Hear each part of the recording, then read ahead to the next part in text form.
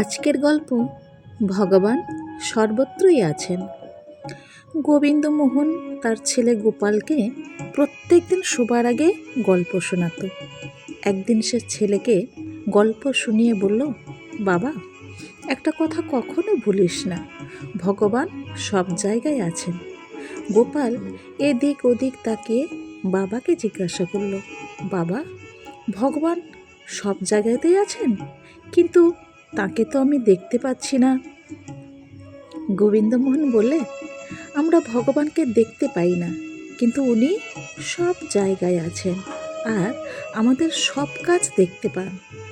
গোপাল তার বাবার কথা অক্ষরে অক্ষরে মনে রেখেছিল। কিছুদিন পর আকাল দেখা দিল। গোবিন্দমোহনের ক্ষেতে কোনো ফসল হয়নি, সংসারে অভাব চলছিল। সে একদিন গোপালকে সঙ্গে নিয়ে রাতের অন্ধকারে গাঁয়ের বাইরে গেল।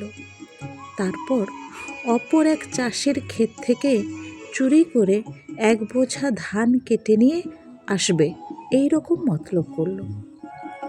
গোপালকে আলের মাথায় দাঁড় করিয়ে রেখে সে বলল, তুই চারদিকটা দেখ, যদি কেউ এদিকে আসে তো আমাকে বলবি।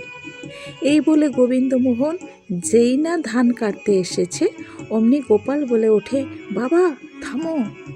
গোবিন্দমোহন জিজ্ঞাসা করলো, কেন রে, কেউ দেখছে নাকি? গোপাল বলল, হ্যাঁ দেখছে। গোবিন্দমোহন জমি থেকে উঠে আলের কাছে চলে এলো। তারপর চারিদিকে দেখতে লাগলো, কিন্তু কোনো দিকে কাউকে দেখতে না পেয়ে ছেলেকে জিজ্ঞাসা করলো, কই রে, কেউ তো নেই, কে দেখছে? গোপাল বলল, তুমিই তো বলেছিলে ভগবান সব জায়গাতে আছেন আর আমাদের সব কাজ দেখছেন, তবে উনি কেন তোমাকে অপরের ধান চুরি করতে দেখতে পাবেন না? গোবিন্দমোহন ছেলের কথা শুনে খুব লজ্জায় পড়ে গেল আর চুরির পরিকল্পনা মন থেকে মুছে ফেলে গোপালকে সঙ্গে নিয়ে বাড়ি ফিরে এলো। হরে কৃষ্ণ। ভগবান সর্বত্র আছেন আমরা বলি, কিন্তু বালক সরল মনে তা বিশ্বাস করে নেয়। এটাই হচ্ছে আমাদের আর ছোট্ট বালকের মধ্যে পার্থক্য।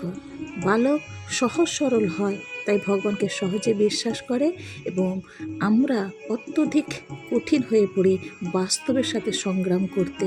তাই বৈষ্ণবতা হচ্ছে সরলতা। হরে কৃষ্ণ। সহজ সরল হলে তবেই আমরা বৈষ্ণব, এবং বৈষ্ণবরা তাই ভগবানকে সর্বত্র দর্শন করে। হরে কৃষ্ণ।